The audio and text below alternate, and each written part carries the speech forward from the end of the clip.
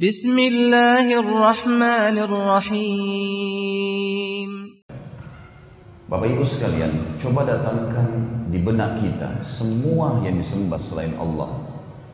Semua yang disembah selain Allah. Patung kah, batu kah, malaikat kah, syaitan kah, pohon kah, apa saja, api kah.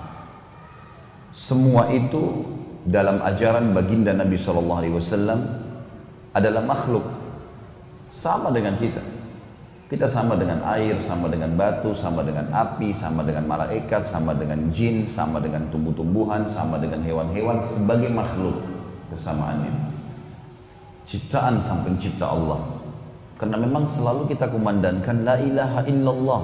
Tidak ada yang paling berhak untuk disembah dan diakui sebagai Tuhan kecuali Allah.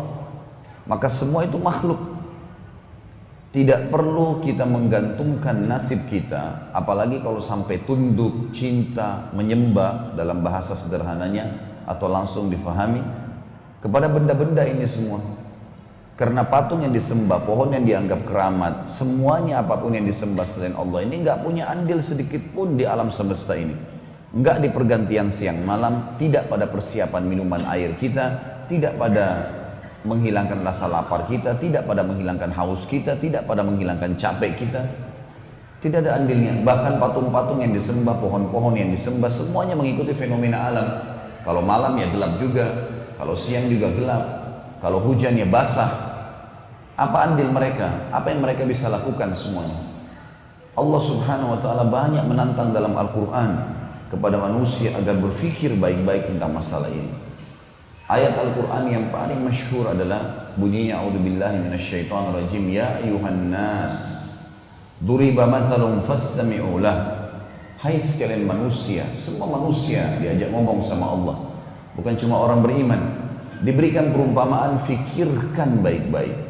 Innal ladzina tad'una min dunillah, semua yang kalian seru selain Allah itu, mau patung kah, mau pohon kah, mau api kah, mau apa saja, la yakhluqu dzubaban walau ijtama'u lah. Mereka tidak akan pernah bisa mampu menciptakan seekor lalat walaupun mereka berkumpul satu sama yang lain. Wa in yadhlub minhum adzubabu syai'an la yastanqidhuhu min. Dan kalau lalat mencuri sesuatu dari mereka, mereka tidak mampu mengambilnya kembali. Da'ufat talib wal matlub, sungguh lemah yang disembah dan yang menyembah. Teman-teman sekalian, sistem yang begitu rumit di depan mata kita, banyak orang tidak menyadari tentang adanya sang pencipta. Dari mana kita ini sebenarnya? Siapa yang membuat kulit kita? Siapa yang menata urat saraf yang miliaran jumlahnya di dalam tubuh kita, yang mengatur fungsi-fungsinya? Siapa yang membentuk otot kita lalu memfungsikannya? Siapa yang menciptakan tulang kita dengan sumsum-sumsumnya ada di dalam? Siapa yang memberikan kita penglihatan, pendengaran?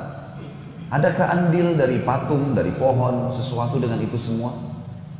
Populasi manusia, lahirnya manusia semua, terus menerus tidak pernah berhenti. Dari mana semua itu? Karakter-karakter manusia, sifat-sifat, suka, sedih, marah, senang. Dari mana semua itu?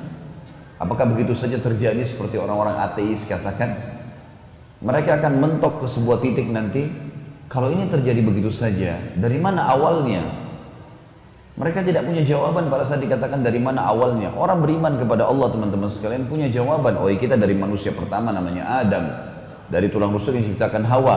Surah An-Nisa ayat 1 menjelaskan, lalu Allah mengatakan kami kembangbiakkan kalian dari dua orang ini sehingga kalian hidup di muka bumi ini. Lalu diturunkan wahyu untuk memandu. Mana makanan boleh, mana yang tidak boleh. Mana minuman boleh, mana minuman tidak boleh. Mana pendapatan boleh, mana pendapatan tidak boleh. Mana pergaulan boleh, mana yang tidak boleh. Dari cara kita pakaian, makan, minum, tidur, bangun tidur, masuk kamar mandi, berinteraksi dengan tetangga kah, dengan orang tua kah, dengan pasangan kah, dengan anak-anak kah, diatur sedemikian rupa dengan tatanan yang luar biasa rapinya.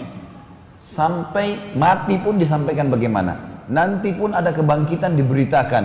Nanti ditimbang amal baik sama amal burukmu ya. Ingat, tobat sebelum tidur, sebelum mati. Kemudian nanti di sana di akhirat ada surga dan neraka. Kalau kamu patuh kamu akan masuk loh di sana. Surga itu begini, begini, begini, begini, dirincikan semua. pakaiannya ahli surga, istanahnya, kebun-kebunnya, pendamping-pendamping dari bidadari, pelayan-pelayan dari bidadara, dan panjang lebar. Jangan membangkangnya. Bangkang itu dosa loh. Dosa itu zina, riba, ini, dusta, segala macam dirincikan dosa-dosa itu. Sebagaimana dirincikan juga ibadah tadi. Sholat, puasa, zakat, haji, dan seterusnya. Ini kalau kalian langgar, dapat dosa. Nanti masuk neraka loh ya. Neraka itu dirincikan 1, 2, 3. Siksaannya nanti dibakar, nanti dicincang, nanti di ini, disiram air panas. Segala macam hal terinci.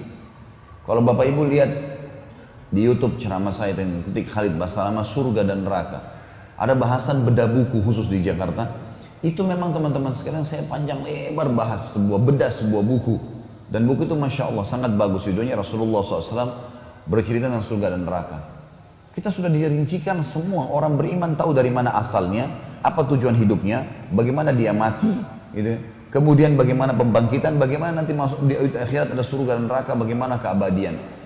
Orang yang tidak punya Tuhan teman-teman sekalian bingung, tidak tahu dari mana asalnya, apa tujuan hidupnya, mereka tidak mengerti sama sekali.